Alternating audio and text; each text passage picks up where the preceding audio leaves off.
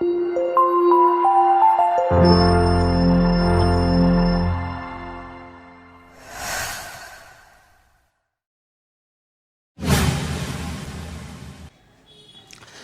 बच्चों, my self Raghuraj Singh आज आपके लिए लेकर आया हूँ वेक्टर का लेक्चर नंबर 5। शुरुआत 2-3 क्वेश्चन से करेंगे, फिर आपको polygon law of vector addition पढ़ाएंगे, फिर कुछ वेक्टर की प्रॉपर्टीज पढ़ाएंगे, फिर डॉट क्रॉस प्रोडक्ट पढ़ाएंगे और शायद ये वेक्टर का लास्ट लेक्चर हो जाए।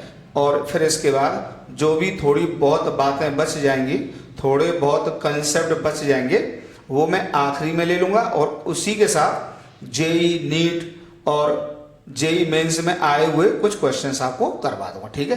तो एक क्वेश्चन बोर्ड पे लिखा हुआ है, जरा इसको पहले देख लेते हैं। टू फोर्सेस, प्लीज ध्यान से देखा करो। देखिए यार, फिजिक्स में ये समझ लो, आप कितने भी कॉन्सेप्ट पढ़ लीजिए, अगर आप उससे रिलेटेड क्वेश्चंस नहीं करेंगे तो किसी भी कंसेप्ट का कोई मतलब नहीं है, क्योंकि किसी भी कंपटीशन में 100% न्यूमेरिकल्स ही आने होते हैं। मतलब मैं तो ऐसे कहता हूं बच्चों से कि हमारा सिलेबस न्यूमेरिकल्स का है। थ्योरी तो हम इसलिए पढ़ते हैं कि वो न्यूमेरिकल्स हमसे सॉल्व हो जाए, अदरवाइज थ्योरेटिकल क्वेश्चन एक भी नहीं आता एग्जाम में, ठीक है। देखो जरा, two forces simultaneously act on a particle making an angle theta equal to 120 degree with each other. तो देखिए क्या है, जो अभी की इंफॉर्मेशन दी है उसके हिसाब से यह है कि एक पार्टिकल पर दो फोर्सेज लग रहे हैं। मान लो एक F1 का फोर्स है और एक F2 का फोर्स है, ओके। इनके बीच में थीटा की वैल्यू दे रखी है। थीटा कितना दिया है? 120 डिग्री में अलग से लिख देता हूं, ठीक। If one of them is reversed, तो देखो इनका कोई ना कोई रिजल्टेंट आएगा। अच्छा, मैंने आपको शुरुआत से ही बताकर चला हूं, मैं ज्यादातर पैरेललोग्राम लॉ का ही यूज करता हूं, वही अच्छा होता है, उसी का यूज करना चाहिए, ठीक, ओके। तो इनका कोई रिजल्टेंट आएगा, ये आ गया। अगर हमें एफ नेट लिखना होगा तो क्या लिखेंगे बताइए? ये तो लिखना ही होगा अंडर द रूट। इसकी तो अब मैंने बहुत प्रैक्टिस करा दी आप लोगों को। ये हो जाएगा F1 का स्क्वायर प्लस F2 का स्क्वायर प्लस दोनों वेक्टर के बीच का एंगल, तो ये आ जाएगा 2F1 F2 और cos थीटा, ठीक। उसके बाद कह रहा है if one of them is reversed.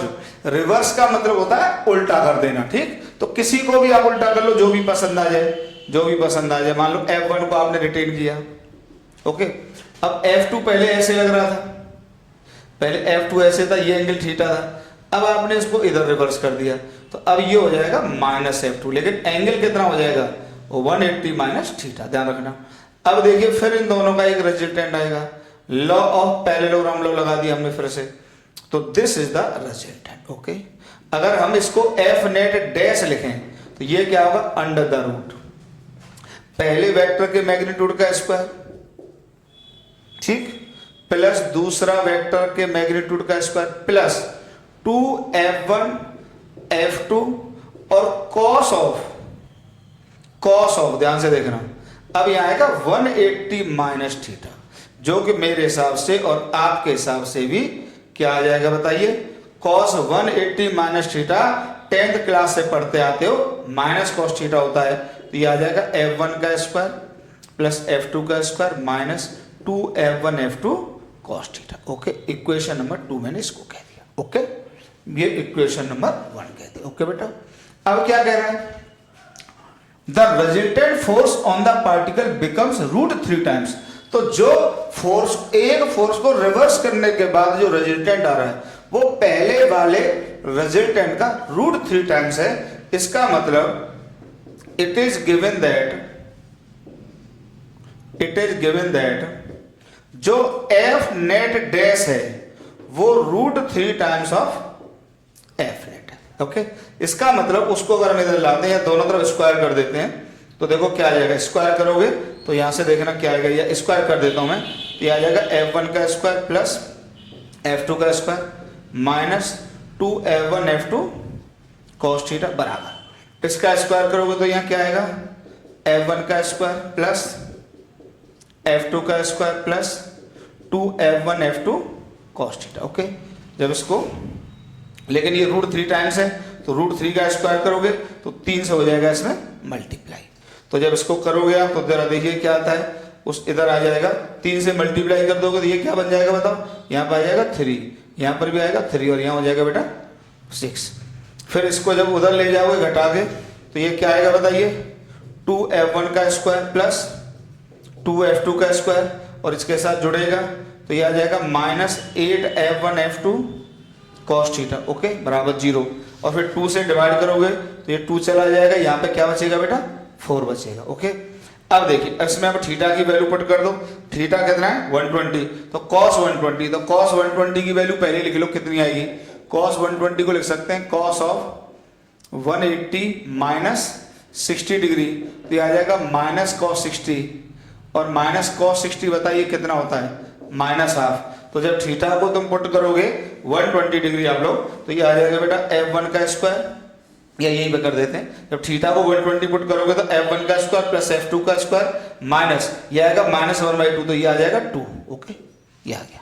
और थीटा गायब कर दो यहाँ से, ये क्या बन गया जरा ध्यान से देखो, ये कितना बन गया, ये बन गया f1, ये कितना बन गया बेटा, एक मिनट, कोई एरर हो गई क्या, कोई इसमें एरर हो गई क्या, एक मिनट देखो, जब आप इसको इधर ले गए थे तो ये असल में बना था 4 बना था, प्लस का 4, जब आप इधर ले गए थे तो 2 + 6 8 हो गया था, तो 2 से डिवाइड किया तो 4 आया यहाँ पे, और जब आप ये cos थीटा आया यहाँ पर, ठीक, और जब थीटा को 120 पुट किया तो ये -हाफ आया, तो ये आ गया f1 का स्क्वायर प्लस f2 का स्क्वायर माइनस, और हाफ आया, जब हाफ आएगा तो ये 2 चला जाएगा तो आ जाएगा -2f1f2 या बराबर 0। और जब इसको देखोगे तो ये कंप्लीट स्क्वायर रूट बन रहा है, तो ये आ जाता है f1 माइनस f2 का स्क्वायर बराबर 0, और ऐसा तभी पॉसिबल है जब f1 बराबर क्या आ जाए f2, या फिर क्या कह दोगे f1/f2 बराबर 1 आ जाएगा, ओके। उतार लो जरा पॉज करके आराम से, ठीक है, ठीक। अगला क्वेश्चन देखते हैं, पॉज करके उतारो आराम से, screenshot low.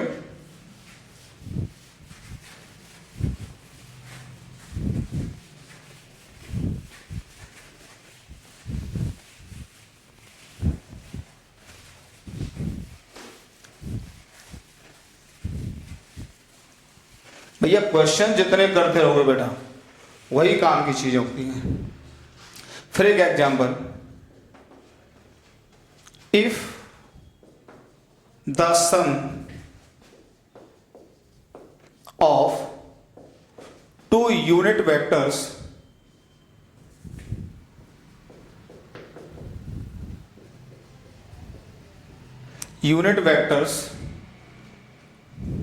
is a unit vector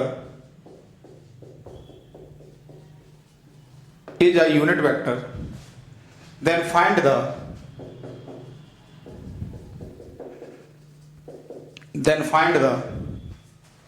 magnitude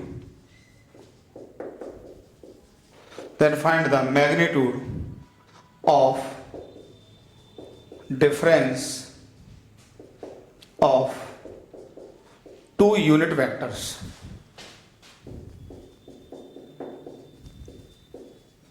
अब देखिए 2 यूनिट वेक्टर है, आराम से समझो, पॉज करके आपको ट्राई करना चाहिए, ठीक है, पॉज करके ट्राई करो, ठीक है।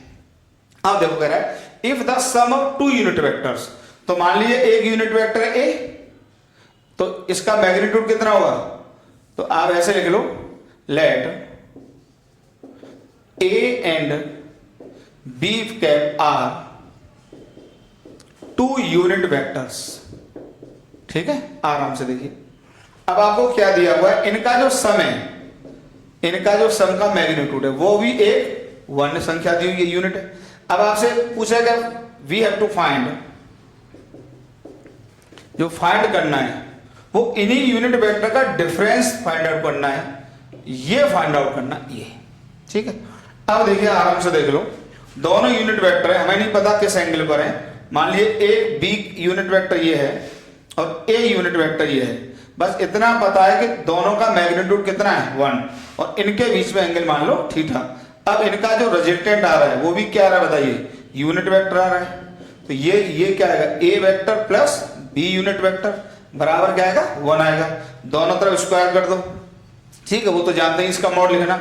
ये क्या आएगा बताइए, under the root A cap का स्क्वायर प्लस बी कैप का स्क्वायर प्लस 2 ए कैप का मोड बी कैप का मोड और cos थीटा बराबर 1, दोनों तरफ स्क्वायर कर दो। ये क्या आएगा 1 आएगा, 1 प्लस 1 प्लस 2, अच्छा ये भी 1 ये भी 1, 2 cos थीटा बराबर 1 आ जाएगा। तो यहां से देखिए आपके हिसाब से cos थीटा इक्वल टू क्या रहा होगा, 1 से 1 जाएगा, -12 आ रहा है। तो यहां से थीटा की वैल्यू कितनी आ गई, 120 डिग्री आ गई। ये सब जानते होंगे कि अगर cos 120 डिग्री होता है तो उसकी वैल्यू -1/2 होती है।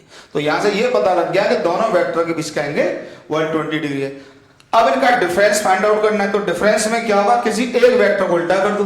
तो आपने यहाँ पे लेट बी उल्टा किया है, चलो बी को तो ए को यही रखो आप, ए यूनिट वेक्टर। अब ये जो बी हो जाएगा ये हो जाएगा -b कैप। अब बताइए इनके बीच में ये एंगल 120 डिग्री अभी अभी निकाला है, तो इसका मतलब ये एंगल कितना हो गया, ये एंगल हो गया 60 डिग्री।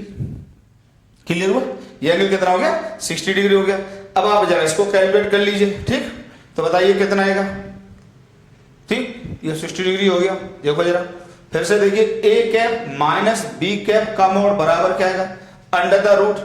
अब देखो इसका मैग्नीट्यूड का स्क्वायर तो 1 प्लस इसके मैग्नीट्यूड का स्क्वायर वो भी 1 प्लस 2 × 1 × 1 इंटू cos 60 और cos 60 कितना आएगा इन दोनों के बीच का एंगल 1/2 इंटू आ जाएगा 1/2। ओके, तो बताइए इसका मोड कितना आ गया, ये आ गया बेटा √3। ओके, 1 प्लस 1 प्लस यहां से 2 से 2 जाएगा, ये 2 से 2 गया और ये 1 बचा 3 √3। Okay, this is the answer. Okay, pause करके उतारो आराम से।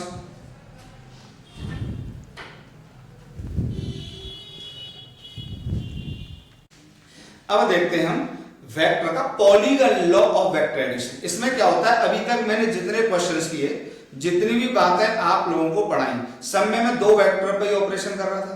पर अब 2 से ज्यादा वेक्टर भी कई बार यूज होते हैं, लेकिन उतने यूज नहीं होते, लेकिन यूज तो होते हैं। यार फिजिक्स में कोई भी कंसेप्ट है सीखना तो है ही ना, तो 2 से ज्यादा वेक्टर जोड़ने का तरीका, तो इसको कहते हैं polygon law of vector addition. Polygon law of vector addition. अच्छा, ये कठिन नहीं है, ये नहीं कि सर 2 में तो ऐसे क्वेश्चंस थे तो ज्यादा होंगे तो क्या कठिन होगा, नहीं। ये बेसिकली उन्हीं 2 का ही कॉन्सेप्ट को आगे एक्सटेंड कर दिया गया है। तो मैं कहता हूं एक्सटेंशन ऑफ ट्रायंगल लॉ, ठीक है। इसी को मैं ये भी कहता हूं extension of triangle law, extension of triangle. अब मान लीजिए जैसे मैं 3 वेक्टर का आपको ऑपरेशन दिखाता हूं। मान लो एक वेक्टर ये प्लस दूसरा वेक्टर ये प्लस तीसरा वेक्टर मान लो ये। अब हमें ये सब जोड़ना है। ओके, तो देखिए ट्रायंगल लॉ में क्या कर देते, इन 2 को जोड़ लो। इन 2 को जोड़ोगे तो देखो कैसे आएगा, इन 2 को जोड़ोगे तो देखो पहला वेक्टर ये रखोगे और बी वेक्टर को इसके हेड से स्टार्ट करोगे तो बी ये क्या, बी को इसके हेड से स्टार्ट करोगे तो बी ये क्या, कोई दिक्कत नहीं। अब देखो इन 2 को जोड़ के इनका एक रिजल्टेंट आएगा, मैं इसको लेफ्ट हैंड से दिखा देता हूं, ये आएगा। तो ये वेक्टर क्या होगा, ये होगा ए वेक्टर प्लस बी वेक्टर। अब ये भी तो वेक्टर है। अब आप ऐसे मान लो कि जो सी वेक्टर को जोड़ रहे हो आप ए और बी के रिजल्टेंट में जोड़ रहे हो, तो सी को ए और बी के रिजल्टेंट में जोड़ोगे तो ट्रायंगल लॉ से जोड़ो, तो जहां पर ए प्लस बी का हेड है वहां से सी का टेल स्टार्ट कर दो तो सी वेक्टर आ जाएगा। अच्छा, शिफ्टिंग हम बता चुके हैं कि एज इट इज इसको शिफ्ट करते हैं तो सी वेक्टर आ जाएगा। तो अब ये और ये वेक्टर आप ट्रायंगल लॉ से जोड़ दो तो जो रिजल्टेंट वेक्टर होगा वो ये आ जाएगा। ये क्या आ जाएगा, A vector plus B vector plus C vector. तो polygon law of vector addition क्या कहता है, आप कितने भी जोड़ लो इस तरीके से, तो इसको मैं कहता हूं एक्सटेंशन ऑफ ट्रायंगल लॉ। तो ये कहता है लॉ कि अगर किसी, जैसे मान लीजिए ये इस पॉलीगन में कितने साइड हैं, फाइनली ये तो इंटरमीडिएट है, आप इसको हटा भी दो तो कोई फर्क तो पड़ना नहीं, ये तो इंटरमीडिएट है ना, या डॉट डॉट में ले लो इसको, ठीक। ये ए वेक्टर प्लस बी वेक्टर, तो लॉ ये कहता है कि इस पॉलीगन में 4 साइड है, ओके 4, लेकिन वेक्टर 3 जोड़े हैं, तो लॉ कहता है अगर किसी भी पॉलीगन में n साइड है तो n-1 साइड उसके वेक्टर्स को रिप्रेजेंट करेंगे। फिर रिपीट कर देता हूं, इसमें 4 टोटल साइड है, 1 2 3 4, 3 साइड वेक्टर को रिप्रेजेंट करती है और एक उसकी साइड अपोजिट सेंस में रिजल्टेंट को रिप्रेजेंट करती है। तो अगर वेक्टर में 10 वेक्टर जोड़े तो 9 साइड, 9 पॉलीगन की साइड एक सेंस में वेक्टर्स को रिप्रेजेंट करेंगी, तो 10वीं साइड अपोजिट सेंस में उन 9 वेक्टर के रिजल्टेंट को रिप्रेजेंट करेंगे। बात क्लियर हो गई? अभी लिखा देता हूं सिस्टमैटिक तरीके से, बात बाकी समझ लो। क्लियर हो गया? तो this is A vector plus B vector plus C vector, ये तरीका है। एक और दिखाता हूं, उसके बाद मैं लॉ लिखा देता हूं।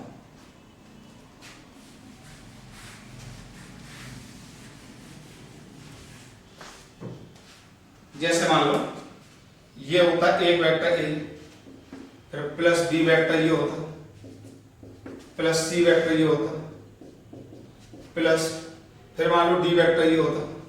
अब इन सबको जोड़ना है, तो ध्यान रखना जो अब ये वेक्टर संख्या में कितने 4, तो जो पॉलीगन बनेगा वो 5 साइड का बनेगा, जिसमें 4 साइड तो ये वेक्टर रिप्रेजेंट करेंगे और आखिरी वाली साइड अपोजिट सेंस में इन सभी वेक्टर का रिजल्टेंट रिप्रेजेंट करेंगे। देखिए जरा, पहले वेक्टर को उठा के लाओ यहां ए वेक्टर, ओके, बी को उठा के लाओ यहां बी वेक्टर, सी को उठा के लाओ आप यहां पर सी वेक्टर, ठीक, और डी को उठा के लाओ डी वेक्टर। क्लियर हो गया? तो ये मैंने सेम सेंस में एक पॉलीगन की साइड से 4 वेक्टर रिप्रेजेंट कर दिए, ओके। अब देखो ट्रायंगल लॉ कैसे लगाते हैं, a प्लस बी आएगा, ये प्लस ये आएगा, ठीक, और ये प्लस ये आएगा, ठीक। तो ये क्या होगा बताइए, ये होगा a vector plus b vector, और दिस प्लस दिस होगा ये क्या होगा बताइए, a vector plus b vector plus c vector. Clear हुआ? और दिस प्लस दिस होगा ये हो जाएगा a vector plus b vector plus c vector plus d vector. फंडा क्लियर? एकदम फंडा क्लियर? तो हम ये कहते हैं 4 वेक्टर हैं तो पॉलीगन 5 साइड का बनेगा, तो 4 वेक्टर जो होंगे वो एक ही सेंस वाले साइड होंगे और जो रिजल्टेंट वेक्टर होगा वो अपोजिट सेंस होगा। देखो ये यहां से आता क्लॉकवाइज और ये एंटी क्लॉकवाइज है। क्लियर हुई बात? इस तरह से polygon law of vector addition होता है, ओके। हटा दें, पॉज करके उतारो। तो हम यहां पे ये लिख सकते हैं, if n-1 sides of a polygon, if n-1 sides of a polygon represent the given vectors in same sense, then nth side in opposite sense gives the resultant of n-1 vectors।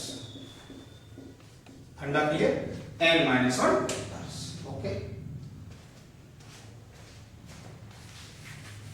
तो मैं यहाँ पर polygon law of vector addition में जो काफी अच्छी बात होती है वो ये बता देता हूं। मान लो मैंने कोई भी पॉलीगन बनाया, कोई भी पॉलीगन, ध्यान से सुन लेना, ये सब एग्जाम में काम आएगा। मान लो ये ए वेक्टर है, ये बी वेक्टर है और ये सी वेक्टर है, और मान लो आखिरी वाला डी वेक्टर ये है। तो ध्यान रखना, अब इनका रिजल्टेंट क्या है बताइए। अगर देखिए कोई भी, देखो अगर ये मान लो यहीं पे रह जाता है तो आखिरी वाला जो रिजल्टेंट होता है ये प्लस ये प्लस ये प्लस ये बराबर ये आता कि नहीं आता, ये यहां से आता ई वेक्टर आता कि नहीं आता। तो क्या लिख रहे होते जरा इसी में एनालिसिस समझना, इसको मैं ई वेक्टर कह रहा हूं।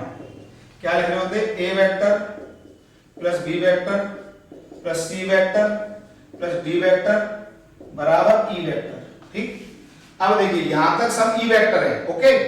लेकिन अगर मान देखना ये आता नहीं आता, लेकिन अगर मान लीजिए इस आखिरी वाले वेक्टर में यही पहुंचा देता, कहने का मतलब लास्ट वेक्टर अगर या मतलब n माइनस 1th वेक्टर, ये first second third, last vector first vector के टेल पे जाके टच कर जाए तो सभी का रिजल्टेंट क्या आ जाता है, 0 आ जाता है।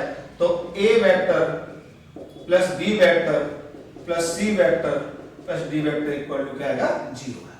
कहने का मतलब अगर जितने भी वेक्टर दिए हुए वो एक ही सेंस में क्लोज फिगर बना दें, then resultant of such vectors is always 0। बहुत बेहतरीन पॉइंट है, प्लीज दिमाग में रखो। ठीक है, हटाएं इसको, उतारो उसको, फिर इसमें एग्जाम्पल समझाते हैं आपको।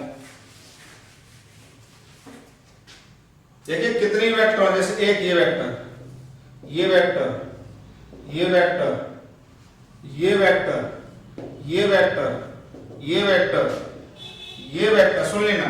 और अगर लास्ट वाला देखो, अगर यहां पर पहुंच गया तो इस सब ने क्लोज फिगर बनाई, जैसे इसको मैंने कहा A1, इसको कहा मैंने A2, इसको कहा मैंने A3 vector, A4 vector, A5 vector, A6 vector, A7 vector, और लास्ट वाला वही पहुंच गया A8 वेक्टर।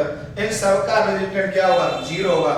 मतलब A1 vector plus A2 vector plus A3 vector plus A4 vector plus A5 vector plus A6 vector plus A7 vector plus A8 vector and this is equal to 0। Clear हुई बात, and this is equal to 0।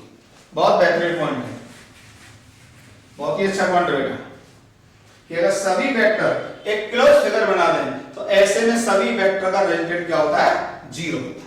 Okay, clear.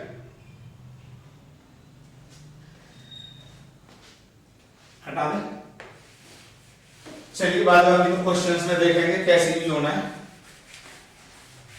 अब देखिए vector addition में दो बेहतरीन properties होती हैं, तो उनको भी तो अब पढ़ना होता है। Properties of vector addition,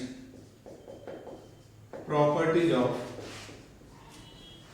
vector addition, दो लॉ होते हैं। एक होता है, पहला लॉ होता है vector addition is commutative,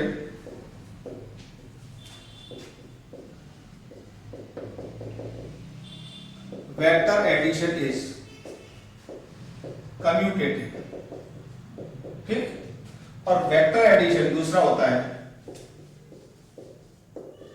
vector addition is associative, ठीक। देखो कम्यूटेटिव और एसोसिएटिव में क्या अंतर है जरा समझ लेना।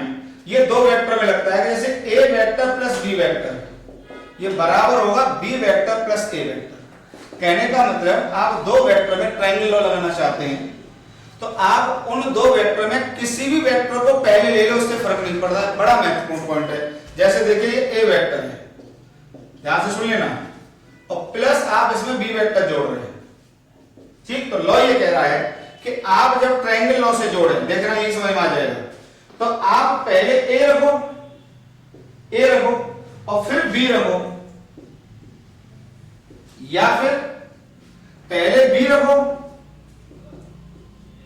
और फिर a रखो, फिर आप a रखो। आंसर दोनों सेम ही आएंगे, मतलब ये दोनों एक ही बात है, ये है कम्यूटेटिव। बहुत अच्छा पॉइंट है, कंफ्यूजन नहीं आना चाहिए। मतलब a और b को जोड़ रहे हैं तो पहले a रखो या पहले b रखो, उससे कोई फर्क नहीं पड़ता है। समझ में आ गया होगा उदय भैया, ठीक है, किस कोई फर्क नहीं पड़ता है। तो यहां पर देखिए रिजल्टेंट ये आएगा a प्लस b, ओके। और यहां पर भी रिजल्टेंट यही आएगा, बस लिख दोगे आप b प्लस है, लेकिन बात है नहीं। And this is commutative property and hence proved. ये दो वेक्टर में बात बनती है, ओके, ठीक है। पॉज करके उतारो, फिर मैं रिपीट कर दूं। आप ट्रायंगल लॉ लगाते हैं तो a प्लस b वेक्टर जब निकालते हैं तो पहला a को रखो चाहे b को रखो, उससे आंसर पर कोई फर्क नहीं पड़ता, ओके। हटा रहे हैं।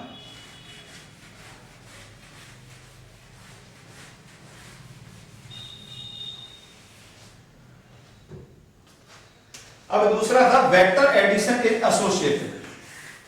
एसोसिएटेड में हम जनरली 3 वेक्टर या 3 से ज्यादा की बात करते हैं, तो हम ये कहते हैं a प्लस बी प्लस सी, ये लिखो, या बराबर a प्लस बी। देखा जाए तो ये भी एक्सटेंशन ऑफ कम्यूटेटिव लॉ है। आप मतलब b प्लस सी के रेजिस्टेंट में a को जोड़ो या a प्लस b का रेजिस्टेंट लेके c जोड़ो, बात एक ही है। ये भी जरा समझो कैसे, देखो जैसे ये वेक्टर है a, आराम से समझ में आएगा। ये वेक्टर है मान लो b, या एक वेक्टर यहां ले लेते हैं, ये b वेक्टर है और ये c वेक्टर है, ठीक है। अब इनका हमको रेजिस्टेंट फाइंड आउट करना है, a vector plus b vector plus c vector, ये फाइंड आउट करना है, ओके। अब इसको निकालने के लिए आप polygon law of vector addition लगाएंगे। तो पहले कोई भी 2 वेक्टर जोड़ेंगे, तो लेट आपने पहले a प्लस b जोड़ दिया या कुछ भी ले लो, लेट अब आपने ये फाइंड आउट किया, पहले a plus b plus c, ये पहले जोड़ा और फिर c निकाला। और इधर मैं कैलकुलेट कर देता हूं, पहले आप b plus c find out कर लेते हैं, ओके, और फिर इसमें आप a जोड़ते हैं। ये बात एक है, देखो कैसे। अब a प्लस b जोड़ेंगे तो पहले मान लो a रखा आपने, तो a ये रखा, आराम से देख लो, ओके, a रखा। अब b देखो यहां से जा रहा है, जिसके साथ थीटा का एंगल बना रहा है, तो b है गया।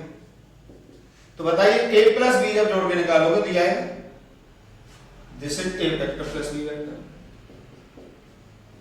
अब c जोड़ रहे हैं तो c है, तो जब इसमें इसको जोड़ोगे तो रेजिस्टेंट ये है, तो this is a vector plus b vector plus c vector, okay. अब यहां पर आ जाओ, अब आप पहले b प्लस c जोड़ रहे हैं, तो b में जब आप रख रहे हैं तो b क्या होगा, देखो b a वेक्टर है, तो आप यहां पर रखेंगे b को, b a रखेंगे, b वेक्टर, और c कहां है, c वर्टिकल है, तो c है, तो इन दोनों को जोड़ के दिया गया, यह आ जाएगा b vector plus c vector. अब a को जोड़ रहे हैं तो a देखो फिर ये हो जाएगा, और फिर जब इसको इसके साथ जोड़ोगे तो रेजिस्टेंट ये आएगा, रेजिस्टेंट ये आएगा, तो ये वही वेक्टर है, इसको हम लिखेंगे b vector plus c vector plus a vector. तो ध्यान से देखो, यहां पर भी रेजिस्टेंट ये था और यहां पर भी रेजिस्टेंट ये, दोनों बात एक ही है। तो ये आपकी कम्यूटेटिव एसोसिएटेड प्रॉपर्टी है, 2 वेक्टर को जोड़ने की, ओके। ये आपकी एसोसिएटेड प्रॉपर्टी। ये कंफ्यूजन नहीं आए कि कौन सा वेक्टर पहले जोड़ रहे हैं बाद में जोड़ रहे हैं, इससे कोई फर्क नहीं पड़ता है। 2 वेक्टर में ट्रायंगल लॉ लगाते समय या पैरेललोग्राम लॉ लगाते समय किसी भी वेक्टर को पहले ले लो, उससे कोई फर्क नहीं पड़ता है। फंडा क्लियर हुआ? चलिए हटा दें।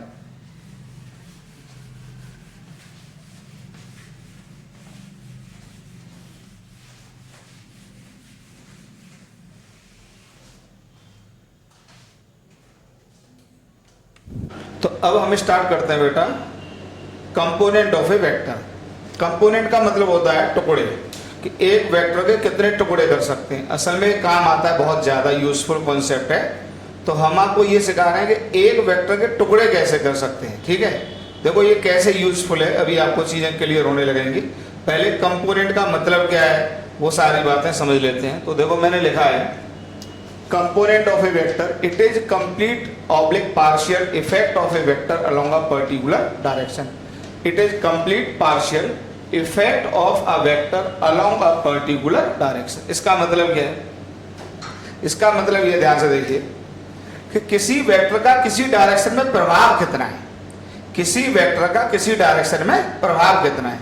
जैसे उदाहरण के लिए मैं आपको बताता हूं तो आप खुद ही समझ जाओगे। जैसे मान लो ये ब्लॉक है, ध्यान से समझना। अब मान लीजिए आप खुद अपने आप बताना, इधर आपने 10 न्यूटन का फोर्स लगाया और इसी ब्लॉक पर आपने एक 10 न्यूटन का फोर्स ऐसे लगाया, ठीक, और इसी ब्लॉक पर एक 10 न्यूटन का फोर्स आपने ऐसे लगाया, ओके। अब आप खुद बता दीजिए, कंपोनेंट का मतलब आप समझ जाएंगे। अब बताइएगा तीनों में मास इसका सेम है। मान लो यहां पर ये 2 kg है, यहां पर भी ये 2 kg है, मान लीजिए मैंने इस एंगल को 30 डिग्री कह दिया, यहां पर इस एंगल को मान लीजिए मैंने 60 डिग्री कह दिया। तो आप बताइए तीनों ही केस में मैंने 10 न्यूटन का फोर्स लगाया है, पर फोर्स एक वेक्टर क्वांटिटी है। तो बताइए तीनों केस में जो इस ब्लॉक का एक्सीलरेशन आएगा या इस फोर्स की वजह से जो ब्लॉक भागेगा, तो बताइए सबसे तेज किस में भागेगा। शायद इतना सब समझते हैं कि इस केस से सबसे तेज भागेगा, क्योंकि यहाँ पर 10 न्यूटन का प्रभाव सबसे ज्यादा है चलाने में।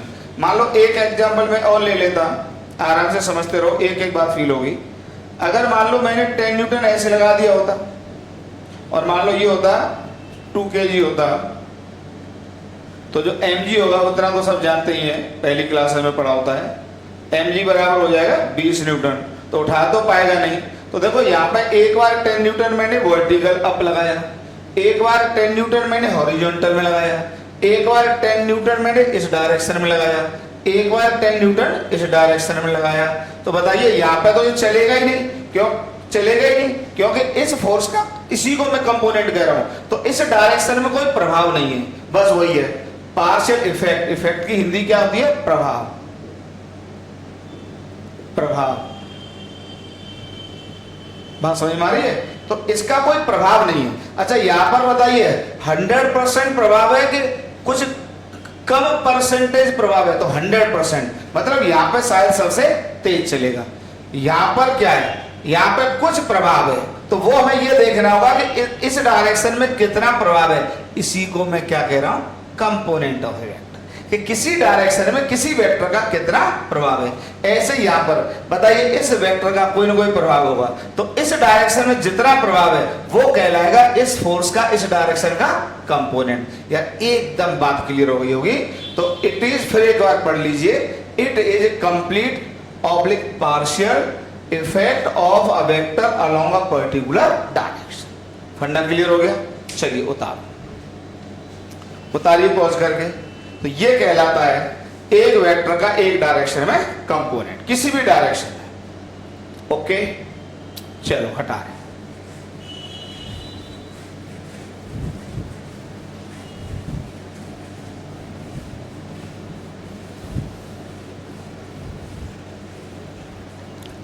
अब देखिए कंपोनेंट निकालते कैसे, इसका फंडा बता। तो मान लो ये पार्टिकल है और यहां पर ये कोई भी फोर्स लग रहा है, मान लो 10 न्यूटन का, और मान लीजिए मुझे इस डायरेक्शन में कंपोनेंट चाहिए, इस डायरेक्शन में, इस डायरेक्शन में।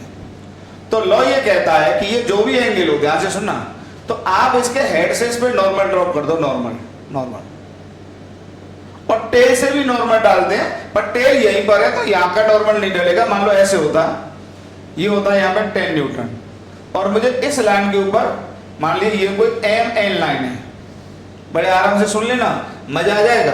मुझे MN लाइन के ऊपर इस वेक्टर का कंपोनेंट चाहिए। तो ये क्या इसका टेल है और ये क्या है? तो ध्यान रखना इसके टेल से इस पे नॉर्मल डलेगा, ये नॉर्मल, ये नेम है, इसके हेड से भी नॉर्मल डलेगा।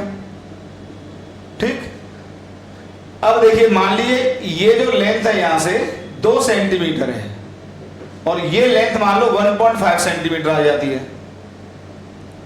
तो आपको मैं कंसेप्ट समझा रहा हूं। 2 सेंटीमीटर का लेंथ 10 न्यूटन रिप्रेजेंट कर रहा है, तो 2 सेंटीमीटर बराबर 10 न्यूटन। इसका मतलब 1 centimetre equal to 5 newton. Okay, इसका मतलब 1.5 सेंटीमीटर इक्वल टू ये हो जाएगा 5 इंटू 3/2 बराबर 7.5 न्यूटन। इसका मतलब बताइए इस फोर्स का इस डायरेक्शन में कंपोनेंट कितना होगा? इस डायरेक्शन में ये कंपोनेंट कितना होगा? इस डायरेक्शन में बताइए F डैश, ये जो कंपोनेंट होगा वो हो जाएगा 7.5 न्यूटन। फंडा क्लियर हुआ?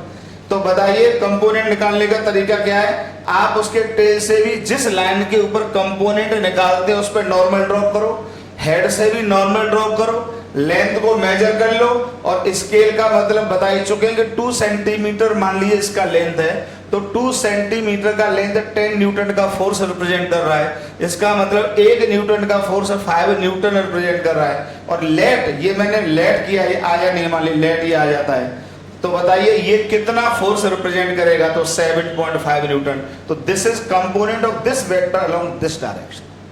ओके, ठीक है, ओके, फंडे क्लियर हो गए। अब जैसे यहाँ पर जनरल में करें तो मान लो इसका जो भी लेंथ है, चलो मैंने इसको 10 न्यूटन ही मान लिया, ओके, 10 न्यूटन ही मान लिया, लेंथ नहीं मतलब मैग्नीट्यूड है। अब मुझे ये कंपोनेंट चाहिए तो मैंने कहा चलो भाई एफ एक्स ये कंपोनेंट चाहिए, तो कैसे निकालेंगे? अब ये नॉर्मल है तो अब आप इसमें कॉस थीटा की डेफिनेशन लगा दो, तो कॉस थीटा इक्वल टू क्या हो जाएगा? बेस अपॉन हाइपोटेन्यूज, तो एफ एक्स अपॉन 10 आ जाएगा, तो एफ एक्स इक्वल टू आ जाएगा 10 कॉस थीटा। ओके, तो बताइए इस डायरेक्शन में इस फोर्स का जो कंपोनेंट होगा वो होगा 10 cos थीटा। फंडा क्लियर हुआ? ठीक, उतारो पॉज करके, पॉज करके उतारिए आराम से, एकदम आसान है। जिस डायरेक्शन में आपको वेक्टर का कंपोनेंट चाहिए, आप हेड और टेल दोनों से उस लाइन पर क्या ड्रॉ कर दो? नॉर्मल, और फिर ट्रिग्नोमेट्री, और बहुत आसान बात है, कठिन बिल्कुल भी नहीं है। देखिए जैसे कोई भी वेक्टर, ये वेक्टर है, जो भी ले लो, मान लो वेलोसिटी वेक्टर है, वेलोसिटी वेक्टर है, लेट आपको इस लाइन पर कंपोनेंट चाहिए, इस लाइन पर, इस लाइन के ऊपर कंपोनेंट चाहिए, इस लाइन पर चाहिए कंपोनेंट, ओके। अब देखो टेल तो मैंने यही ले लिया है, अब आप इसके हेड से नॉर्मल ड्रॉ कर दो। अब मान लो ये 60 डिग्री का एंगल है, मान लीजिए, अभी आपको नॉर्मल समझाना चीजें, और मान लीजिए इसका magnitude v equal to 50 metre पर सेकंड है, ओके। अब मुझे ये देखो, ये जो लेंथ होगी, ये लेंथ, ये लेंथ, ये जो लेंथ होगी भाई, यहां से मैंने नॉर्मल ड्रॉ कर दिया, this length, this is component of velocity vector. अब इसकी मान लो लेंथ जो भी है, v डैश है, जो भी मान लो v डैश है इस डायरेक्शन में, तो अब आप लगा दिए cos 60 की डेफिनेशन, cos 60 बराबर हो जाएगा बेस अपॉन हाइपोटेन्यूज, तो ये आ जाएगा v डैश अपॉन 50, तो v डैश इक्वल टू आ जाएगा 50 cos ऑफ 60, तो v डैश इक्वल टू आ जाएगा 25 मीटर पर सेकेंड। तो इस वेक्टर का इस डायरेक्शन में प्रभाव कितना है? ये आ जाएगा 25 मीटर पर सेकेंड। मान लीजिए आराम से देखना, अब यहां पे एक लाइन होती है और ये एंगल मान लीजिए 45 डिग्री होता, और मुझे इस लाइन के ऊपर कंपोनेंट चाहिए होता, इस लाइन के ऊपर, तो अब यहां से इस पर भी क्या ड्रॉ करेंगे? नॉर्मल ड्रॉ करेंगे। ये अब ये जो लेंथ हो जाएगी, ये लेंथ, ये इसका कंपोनेंट कहलाएगा, ओके। तो बताइए लेट इस लेंथ को मैंने कोई v डबल डैश कह दिया, फिर आप इसमें cos की डेफिनेशन लगा दीजिए, तो बताइए क्या आएगा? cos 45 बराबर पर बेस अपॉन हाइपोटेन्यूज, तो ये आ जाएगा v डबल डैश अपॉन 50, तो v double dash equal to 50 cos 45, तो ये आ जाता है, चेक कर लो, 50 इंटू 1/√2 बराबर 25√2 मीटर पर सेकेंड। फंडा एकदम क्लियर। ये कंपोनेंट निकालने का तरीका है, ये कंपोनेंट निकालने का तरीका है। फंडा क्लियर हो गया? पॉज करके उतारिए, हटा रहे हैं, 1 2 3। इस तरह से एक वेक्टर के कंपोनेंट कैलकुलेट किए जाते हैं। जैसे मान लीजिए कोई वेक्टर है, मान लो एक्सीलरेशन ड्यू टू ग्रेविटी है, अब एक लाइन मान लीजिए मैंने ये बना रखी है, अब एक लाइन मैंने ये बना रखी है, यहाँ पे एंगल अल्फा है, यहाँ पे एंगल थीटा है, इसको मैं O कह रहा हूँ, इसको OA लाइन कह रहा हूँ, इसको OB कह रहा हूँ। सवाल पूछा है find the component of gravity, G, इसको ग्रेविटी कह रहा हूँ, gravity along the line OA and OB। चलो पॉज करके ट्राई करो, 1 मिनट पॉज करके ट्राई करिए।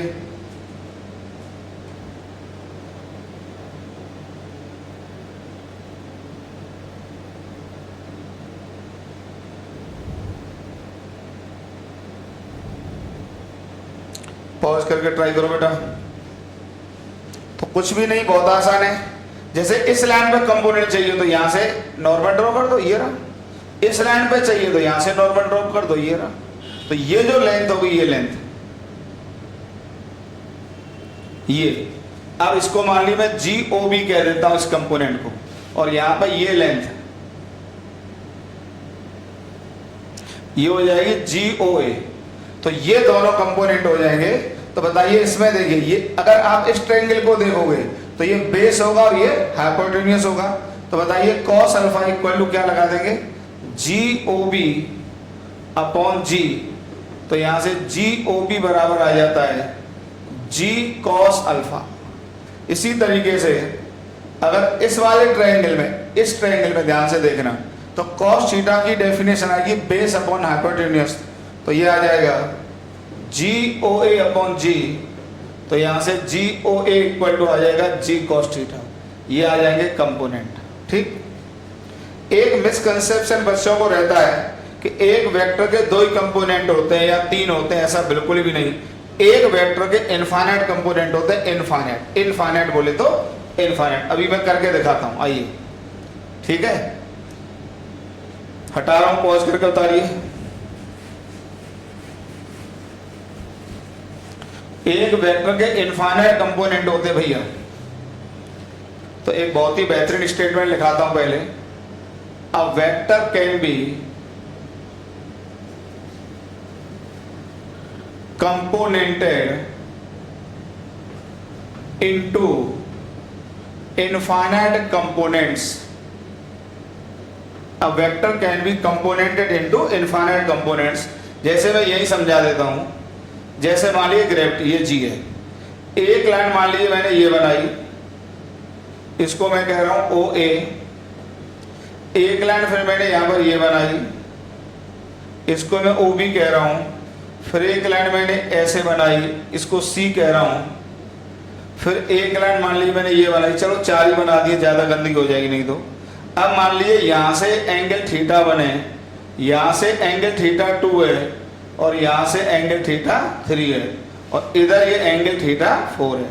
अब इस सभी लाइन पर मुझे कंपोनेंट फाइंड आउट करना होगा जी का। तो देखो आराम आराम से देख लो, सबके टुकड़े करके दिखा दें। जैसे ये जी है, ओके।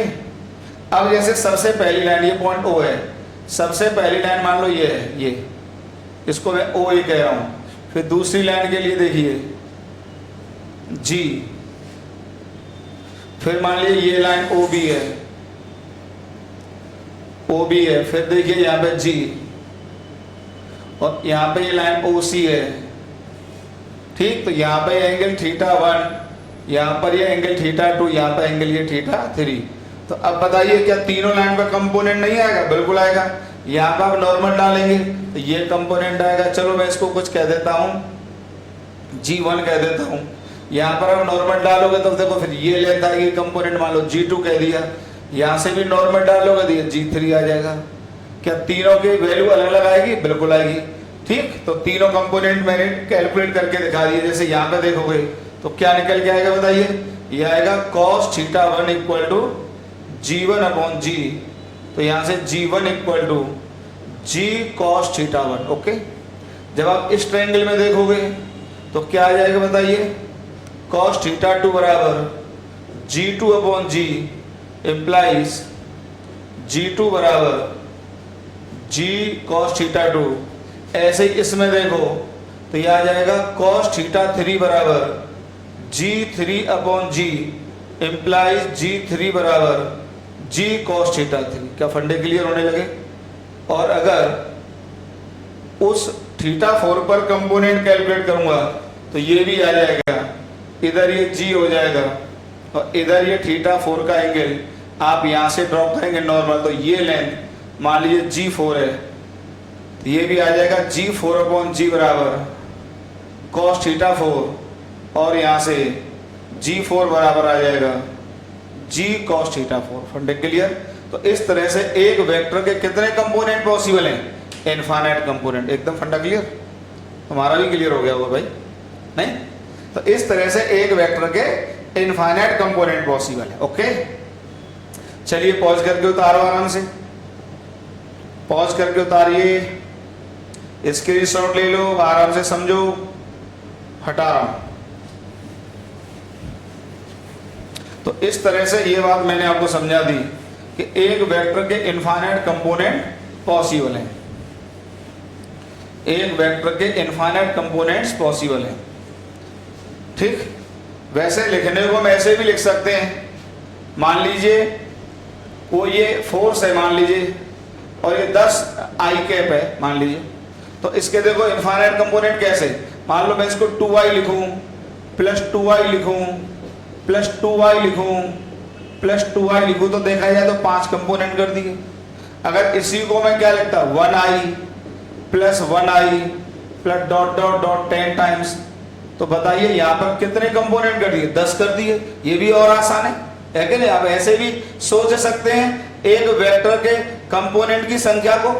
अगर मान लीजिए यही मैं लिख देता half I plus half I dot dot dot, तो कितना लिखते 20 टाइम्स, तो बताइए यहाँ पर कितने कंपोनेंट हो गए, 20 कंपोनेंट हो गए।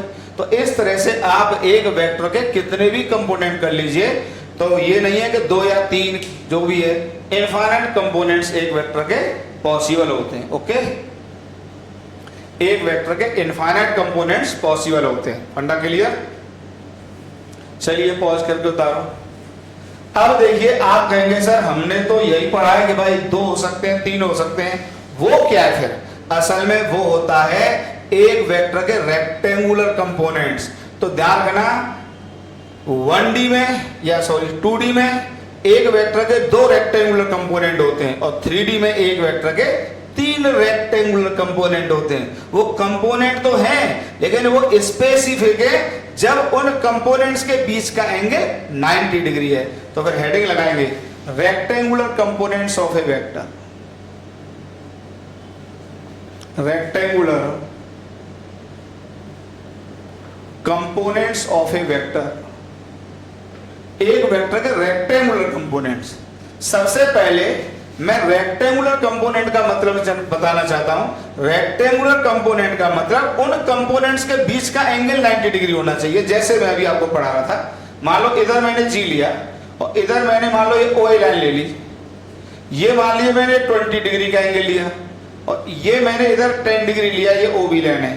तो देखो इधर भी एक कंपोनेंट आएगा भाई, आप यहां से नॉर्मल ड्रॉप करेंगे, और इधर भी एक कंपोनेंट आएगा, ये कंपोनेंट आएगा कि नहीं आएगा? आराम से देखो, और इस पर भी एक कंपोनेंट आएगा। अब देखो एक ये कंपोनेंट है, ये कंपोनेंट है, पर इन दोनों के बीच में एंगल 30 डिग्री है, 90 नहीं है। जब इन दोनों कंपोनेंट के बीच का एंगल 90 डिग्री हो जाए, वो 90 कोई भी कॉम्बिनेशन हो सकता है ये 30 हो, ये 60 हो सकता है ये 60 30 45 45 20 70 70 20 10 80, कोई भी कॉम्बिनेशन हो। जब इन दोनों कंपोनेंट्स के बीच का एंगल 90 डिग्री होता है, तो फिर 2 कंपोनेंट होते हैं वेक्टर के। बेहतरीन कॉन्सेप्ट है। तो अब आपको ये बात क्लियर हो गई कि what is the meaning of rectangular component.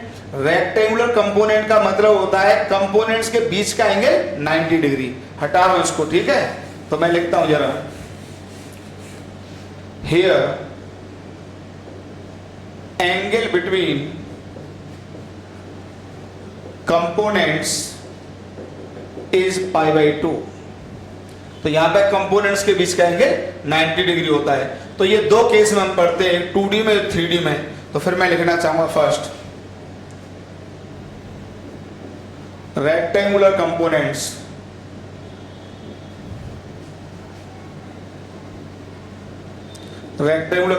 In a plane.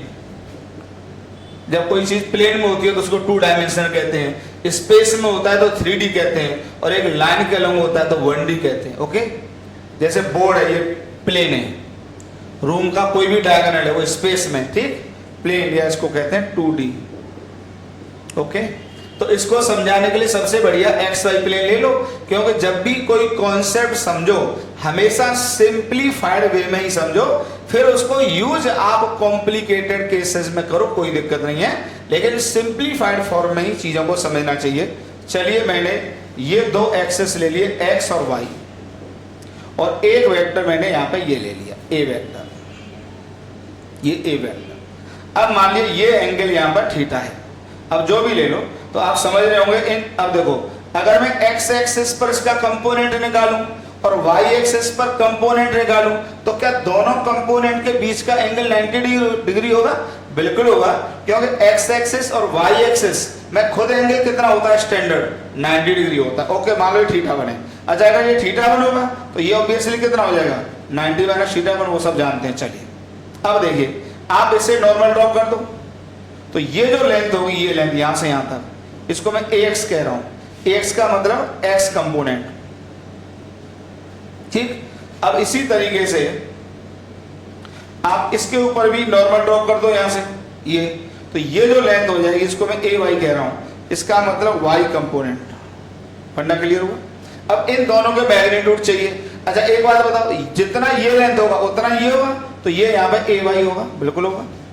Okay, अब देखिए जरा, आप इसमें साइन थीटा की डेफिनेशन लगा दो, तो साइन थीटा, थीटा मन करो, थीटा ही कर दो, sine theta equal to, sine theta होगा परपेंडिकुलर अपॉन हाइपोटेन्यूज, तो ये ay लेंथ है, तो ये आ जाएगा ay अपॉन a, तो यहाँ से ay इक्वल टू आ जाता है बच्चा a साइन थीटा। फंडा क्लियर?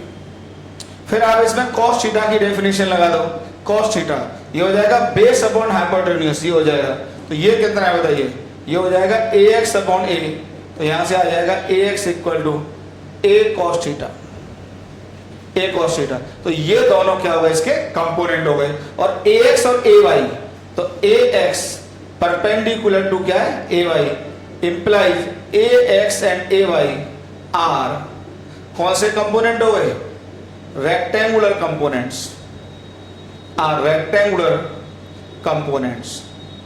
इन्हीं को हम कहते हैं बेटा रेक्टेंगुलर कंपोनेंट्स, क्योंकि ax और ay आपस में क्या है, परपेंडिकुलर है, इसलिए इनको क्या कहते हैं, रेक्टेंगुलर कंपोनेंट्स। और वो दो ही होते हैं एक प्लेन में, 3D में इसके बाद सिखाऊंगा वो तीन होते हैं। ओके, पॉज करके उतारो,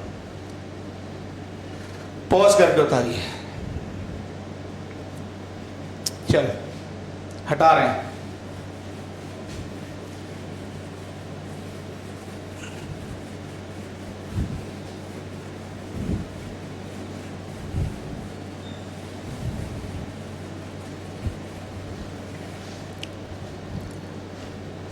अब देखो जरा कुछ कॉन्सेप्ट सीख लो।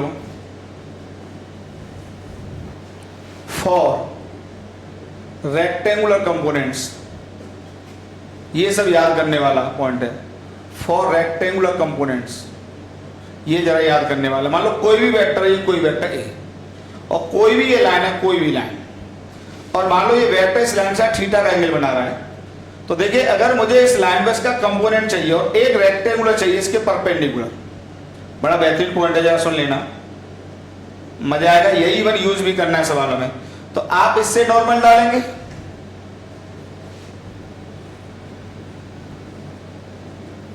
इससे इस पे नॉर्मल पुट होगा, तो ये जो कंपोनेंट है, ये जो भी है, जो भी कंपोनेंट कह दो इसको, मान लो आप इसको x एक्सिस ही ले लो तो ax, इससे नॉर्मल ड्रॉप करो, ये ay, तो उसको, और लेट ये एंगल थीटा, तो उसको याद कर लिया जाता है। ध्यान से देखिए, अगर मैं इसमें cos थीटा की डेफिनेशन लगाऊं तो बेस अपॉन हाइपोटेन्यूज, तो ये हो जाएगा ax अपॉन a, तो ये आ गया ax बराबर a cos थीटा।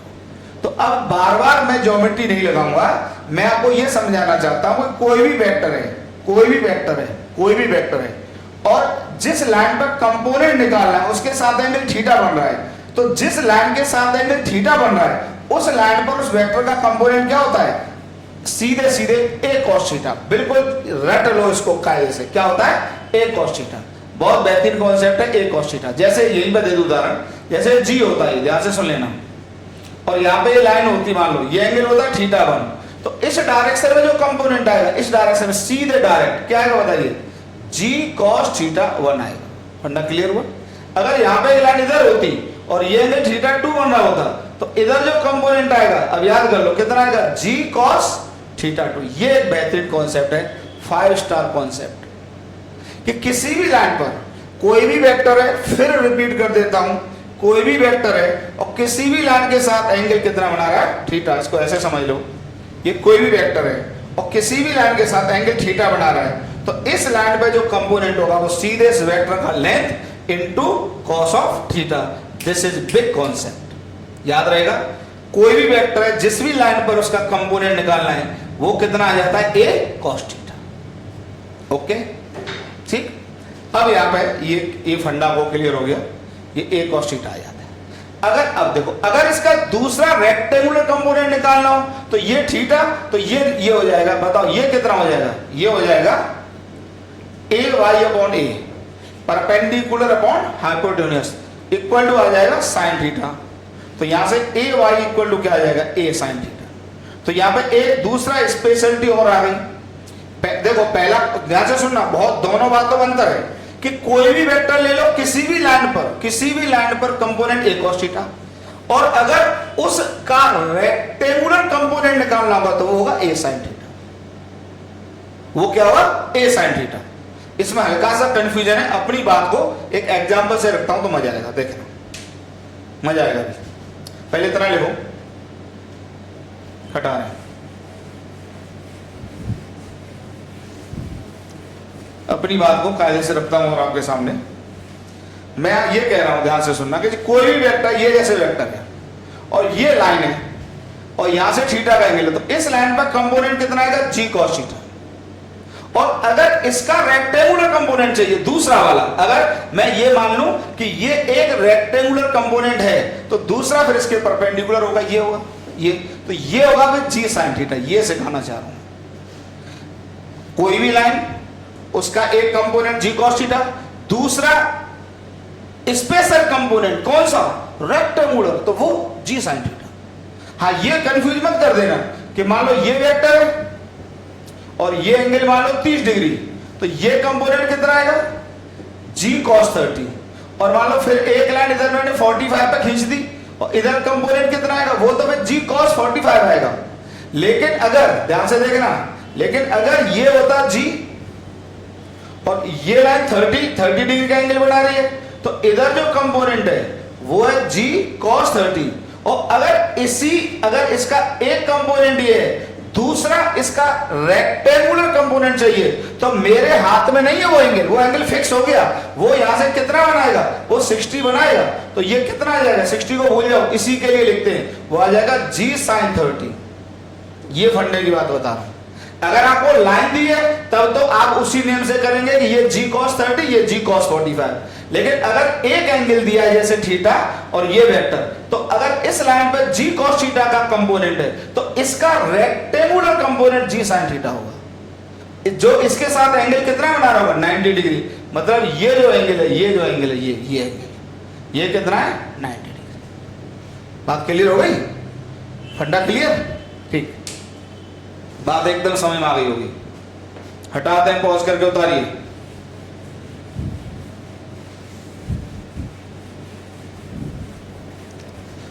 तो अब इसको जरा कुछ रेक्टेंगुलर कंपोनेंट देख लो, कोई भी वेक्टर ऐसे, ये वेक्टर है, ये 60 डिग्री, ये g वेक्टर है, ये 30 डिग्री। चलिए दोनों में रेक्टेंगुलर कंपोनेंट फाइंड आउट करने हैं। तो देखिए यहाँ पर रेक्टेंगुलर कंपोनेंट फाइंड आउट करते हैं, आराम से देख लो। एक पहले ये कंपोनेंट मान लो, तो ये आ जाएगा a cos 60, भाई थीटा वाला cos, और जो इसके परपेंडिकुलर होगा ये होगा a sin 60। फंडा क्लियर, बहुत आराम से। अब देखो ये इसके भी हमें दोनों में क्या फाइंड करते हैं, फाइंड रेक्टेंगुलर कंपोनेंट्स।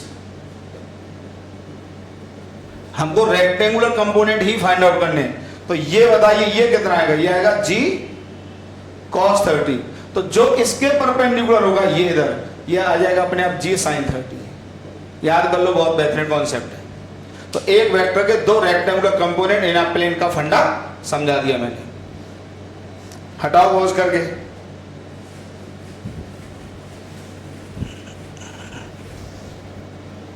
जैसे मान लीजिए एक प्लेन है और ये एंगल यहाँ पे थीटा है और यहाँ पे एक ब्लॉक रखा हुआ है, कैसे भी बांध के रखा हुआ है, फ्रिक्शन इतना तो सब जानते हैं। अब यहाँ पे मान लो mg लग रहा है, ठीक। अब इसके मुझे रेक्टेंगुलर कंपोनेंट फाइंड आउट करने, फाइंड इट्स रेक्टेंगुलर कंपोनेंट्स।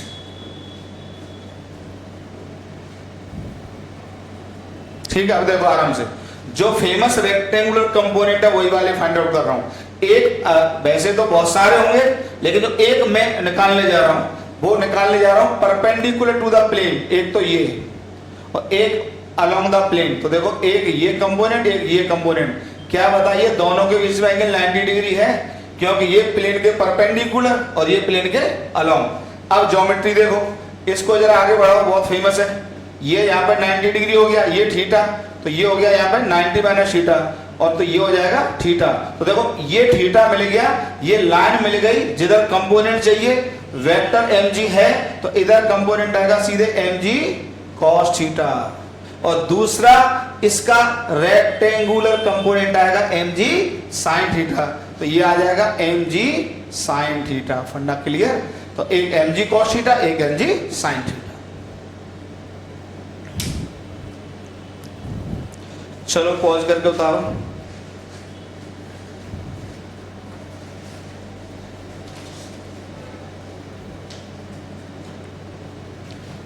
हटा दे।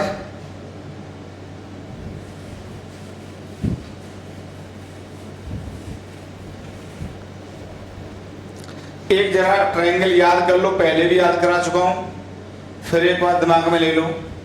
ये बहुत फेमस ट्रायंगल होता है, अब कंपोनेंट में तो बहुत ही ज्यादा यूज होगा। अगर ये 53 डिग्री है, ये 37 है, ये 90 है, तो 90 के सामने 5 होता है, 53 के सामने 4 होता है, 37 के सामने 3 होता है। अब यार ये बहुत काम के होते हैं, इनको लिख लो। जैसे आपको sin 37 की वैल्यू चाहिए तो आप लिखो परपेंडिकुलर अपॉन हाइपोटेन्यूज, तो ये आ जाएगा 3/5। आपको cos 37 चाहिए, ये आ जाएगा बेस अपॉन हाइपोटेन्यूज, तो ये आ जाएगा 4/5। अगर आपको tan 37 चाहिए तो tan 37 हो जाएगा परपेंडिकुलर अपॉन बेस, ये आ जाएगा 3/4। इसी तरीके से आपको अगर sin 53 चाहिए, sin 53 होगा परपेंडिकुलर अपॉन हाइपोटेन्यूज, तो ये आ जाएगा 4/5। अगर आपको cos 53 चाहिए तो ये आ जाएगा cos 53 बेस अपॉन हाइपोटेन्यूज, तो 3/5। और अगर आपको tan 53 चाहिए तो ये हो जाएगा परपेंडिकुलर अपॉन बेस 4/3। यार ये मैं पहले भी एक बार लिखा चुका हूँ, फिर एक बार लिख लो, बहुत यूजफुल है और कंपोनेंट में तो काफी ज्यादा यूज होना है इनका। ठीक है, कंपोनेंट में तो काफी यूज होना है। चलिए अब मान लीजिए एक पाथ पर एक पार्टिकल मूव कर रहा है किसी तरीके से, इस तरीके से। मान लीजिए यहाँ पे इसकी वेलोसिटी 100, ठीक, एंगल 53 डिग्री, फिर ये यहाँ पर पहुंचा, जो भी है, यहाँ पर मान लो 60 मीटर पर सेकेंड, ठीक। यहाँ पर मान लीजिए 80 मीटर पर सेकेंड, यहाँ पे ये एंगल 37 डिग्री दिया है, और ये दिया हुआ है कि this is X axis and this is Y axis. तो आपको ए ये पॉइंट दिया है, बी पॉइंट ये है और सी पॉइंट ये है। ऑल 3 पॉइंट्स पर आपको वेलोसिटी के एक्स और वाई डायरेक्शन के कंपोनेंट्स फाइंड आउट करने। Find the components of velocity along X axis and Y axis. इतना तो आप समझ गए कि एक्स एक्सिस और वाई एक्सिस आपस में क्या होते हैं, परपेंडिकुलर। तो कौन से कंपोनेंट कैलकुलेट करने हैं, रेक्टेंगुलर कंपोनेंट्स हमको फाइंड आउट करने हैं। ओके, चलिए पॉज करके ट्राई करो, पॉज करके ट्राई।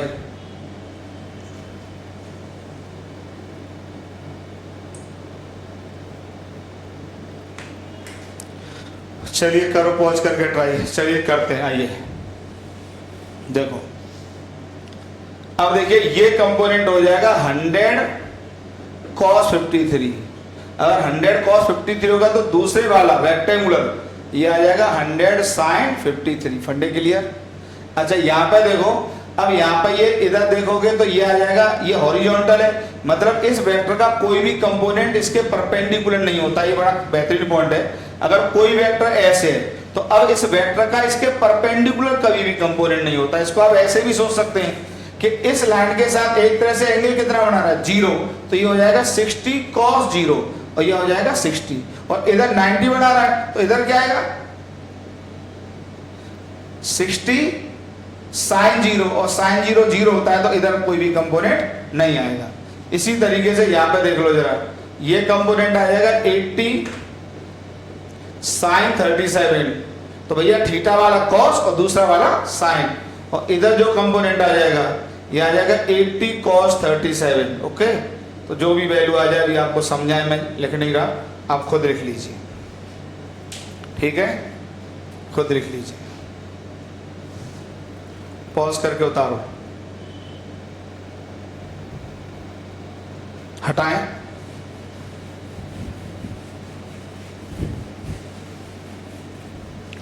एक और कंसेप्ट होता है बेटा यहां पर, बहुत बेहतरीन कंसेप्ट है, इसको मैं कहता हूं डायरेक्शन कोसाइन। बहुत अच्छा कॉन्सेप्ट है, देखो डायरेक्शन कोसाइन। तो देखिए, मान लीजिए ये एक्स एक्सिस, ये वाई एक्सिस, और ये यहां पे वेक्टर,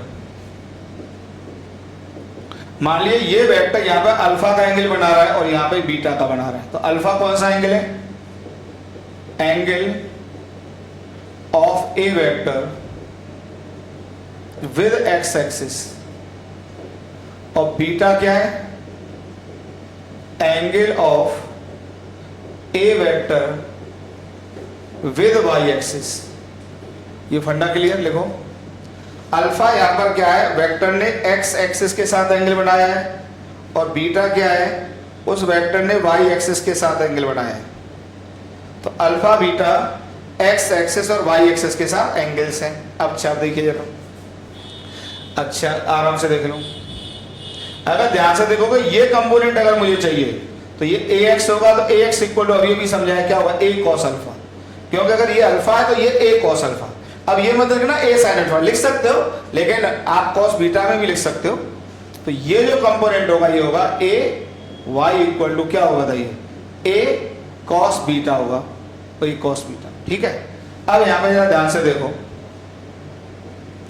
तो बताइए जो ए एक्स है ये ए कॉस अल्फा, और तो यहां से कॉस अल्फा इक्वल टू कितना हो गया? बताइए, ए एक्स अपॉन ए, और ए वाई इक्वल टू है ए कॉस बीटा, तो यहां से बताइए कॉस बीटा इक्वल टू क्या हो गया? A Y equal to cos beta, तो कॉस बीटा इक्वल टू कितना हो गया? बताइए, ये हो गया ए वाई अपॉन ए। तो यहां पर कंसेप्ट ये है कि cos alpha and cos beta are called direction cosines of A vector. बेहतरीन कॉन्सेप्ट है। तो बताइए डायरेक्शन कोसाइन क्या होते हैं? कि अगर किसी वेक्टर ने अल्फा का एंगल एक्स एक्सिस के साथ बना रखा है तो cos alpha is called direction cosine, beta का एंगल वाई एक्सिस के साथ बना रखा है तो cos beta is called direction cosine. एक एग्जांपल देता हूं, डायरेक्शन कोसाइन का पॉइंट क्लियर है? पॉज करके उतारो, हटाएं। चलो एकदम आसान है, बस पढ़ते चलो।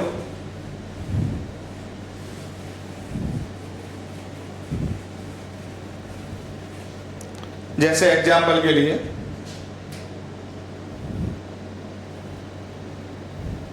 ये कोई भी वेक्टर है, ए वेक्टर, यहां पे 60 डिग्री का एंगल है और यहां पे अपने आप 30 डिग्री का, ठीक। तो बताइए एक तरह से यहां पे अल्फा की वैल्यू ये है और ये किसकी वैल्यू है? बीटा की वैल्यू। तो यहां पर बताइए cos alpha and cos beta are called direction cosines. समझा दिया मैंने? तो आप बताइए कॉस अल्फा कितना होगा? कॉस अल्फा सीधे सीधे हो जाएगा कॉस 60, इसकी वैल्यू होगी हाफ, और कॉस बीटा कितना होगा? कॉस बीटा की वैल्यू कितनी होगी? बताइए बेटा, कॉस बीटा की वैल्यू होगी कॉस ऑफ 30 हो जाएगा √3/2, ठीक। तो ये इसके डायरेक्शन कोसाइंस है, ये इसके डायरेक्शन कोसाइंस है, ठीक है। और एक बात आपको बता दूं, डायरेक्शन कोसाइंस का स्क्वायर हमेशा स्क्वायर का सम 1 के बराबर होता है। तो आप चेक कर लो, ये नोट करके लिख लो चाहो तो, कि cos square alpha plus cos square beta बराबर 1 होगा यहाँ पे। लेकिन ये किसके लिए? फॉर 2D, 2D के लिए। आप चेक कर लो चाहो तो, देखो यहाँ से cos स्क्वायर अल्फा निकालो, cos square alpha equal to 1/4 आएगा और cos square beta equal to कितना आएगा 3/4। और आप चेक कर लो जरा, cos square alpha plus cos square beta equal to 1/4 plus 3/4 equal to 1 आ जाएगा। ठीक, डायरेक्शन कोसाइंस का स्क्वायर हमेशा 1 के बराबर होता है। फंडा क्लियर, एकदम फंडा क्लियर। कोई भी आप चेक कर सकते हो, ठीक है, हटा दें।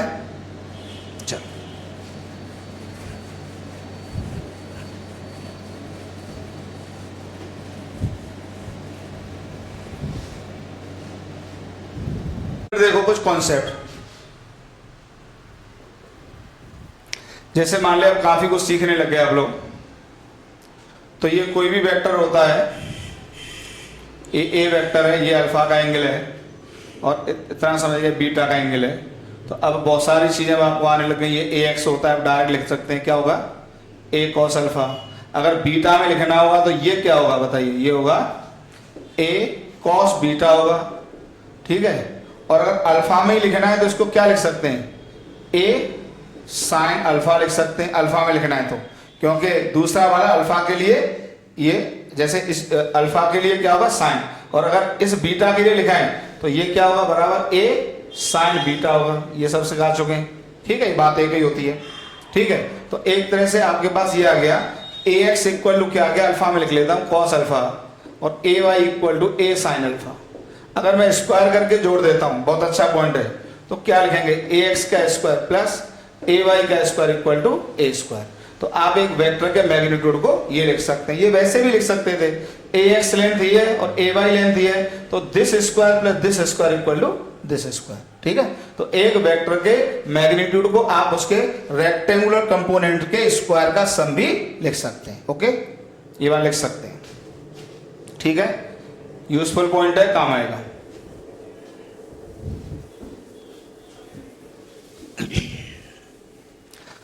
अब देखते हैं rectangular component, rectangular components of a vector in 3D, rectangular components of A vector in 3D। तो इसको देखो, हम ज्यादा विजुलाइज कर रहे हैं, उससे बेहतर है आपको पहले चीजों को याद करा दें। तो देखिए यार, आपने 2D में क्या सीखा रेक्टेंगुलर में, कि अगर ये मान लीजिए ए वेक्टर है और यहां से अल्फा एंगल है, यहां से बीटा है, तो ये जो कंपोनेंट होता है ए एक्स वाला, ये होता है ए कॉस अल्फा, और ये जो ए वाई वाला होता है ये होता है ए कॉस ऑफ बीटा। मतलब अगर अल्फा एक्स एक्सिस के साथ एंगल है तो वो कंपोनेंट ए कॉस अल्फा, और बीटा अगर वाई एक्सिस के साथ एंगल है तो वो कंपोनेंट ए कॉस बीटा। कितना आसान है जरा बताओ। तो इसी तरीके से अगर मान लीजिए 3D की बात करें, 3D की बात करें,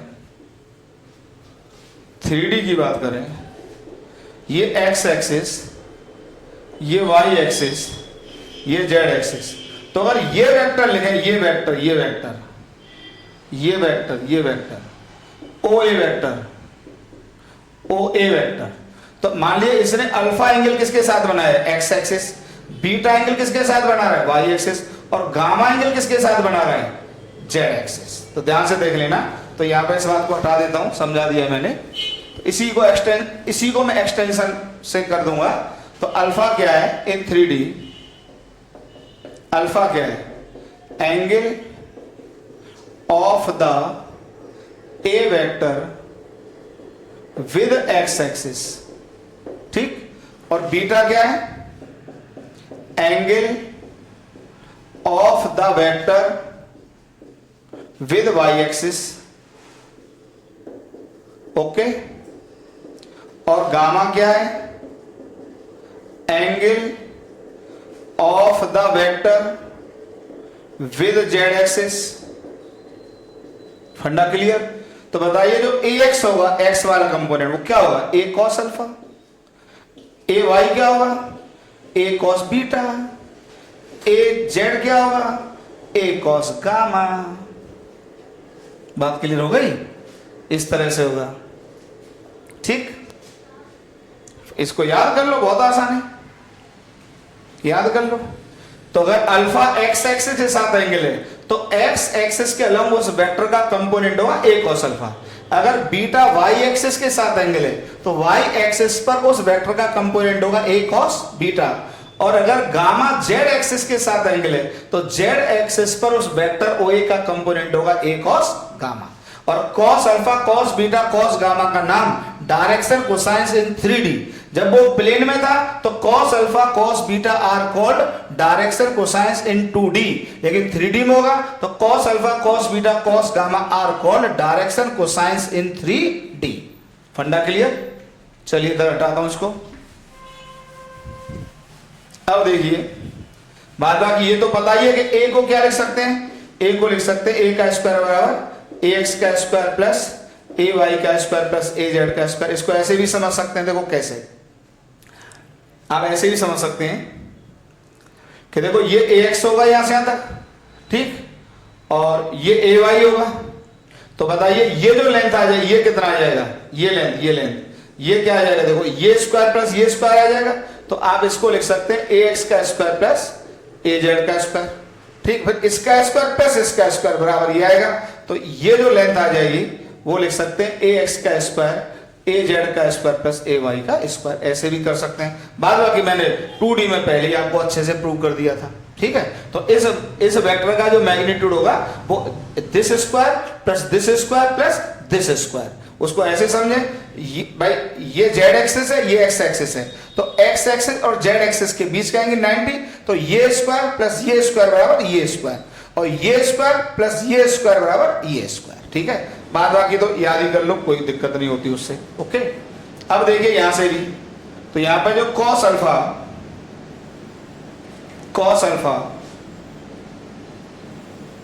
cos beta and cos gamma are called direction cosines in 3D, ठीक है। अब देखिए यहां से अगर आप cos अल्फा को लिखेंगे तो ये आ जाएगा ax upon a, cos beta लिखेंगे तो ये आ जाएगा ay upon a, and cos gamma लिखेंगे तो ये आ जाएगा az अपॉन a। और तीनों का स्क्वायर करके देख लो, cos square alpha plus cos square beta plus cos square gamma equal to सब में से a स्क्वायर कॉमन आएगा, और यहां पर आएगा ax का स्क्वायर प्लस ay का स्क्वायर प्लस az का स्क्वायर। इतनी तो मैथ आती होगी भाई, सब में नीचे a है तो a स्क्वायर कॉमन आ गया। और ये बताइए ये किसके बराबर बोला है मैंने, a स्क्वायर, तो बराबर 1 आ गया। यही मैंने बताया था कि तीनों डायरेक्शन कोसाइंस का जो स्क्वायर का सम होता है वो हमेशा 1 आता है, हमेशा 1 आता है।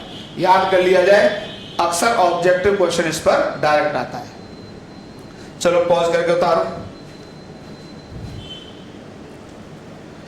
हटाएं।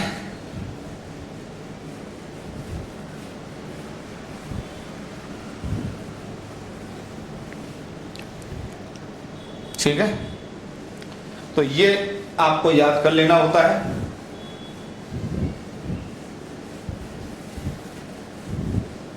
तो ये पॉइंट आपको याद करना है, cos square alpha cos square beta cos square gamma 1 होता है। इसमें एक और क्वेश्चन पूछ लिया जाता है, अगर हम इन तीनों को देखो, इसको लिख सकते हैं 1 माइनस साइन स्क्वायर अल्फा, ठीक, प्लस इसको लिख सकते हैं 1 माइनस साइन स्क्वायर बीटा, और इसको लिख सकते हैं 1 माइनस साइन स्क्वायर गामा बराबर 1।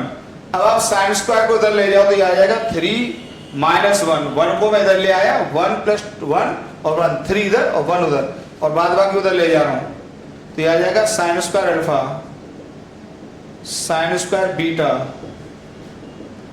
Plus sine square gamma. तो ये भी एक फेमस रिलेशन होता है कि sine square alpha plus sine square beta plus sine square gamma की वैल्यू 2 होती है, ये भी याद कर लेना होता है। तो देखिए cos square alpha plus cos square beta plus cos square gamma 1 होता है, लेकिन sine square alpha plus sine square beta plus sine square gamma 2 होता है। दिमाग में सेट करो, बाद बाकी तो उसी से निकल कर भी आ जाता है, पर माइंड सेट होना चाहिए जब इतनी मेहनत से पढ़ाई लिखाई कर रहे हो तो। इसमें एक क्वेश्चन देखते हैं, अभी पॉज करके उतारो। हटाएं, चलिए।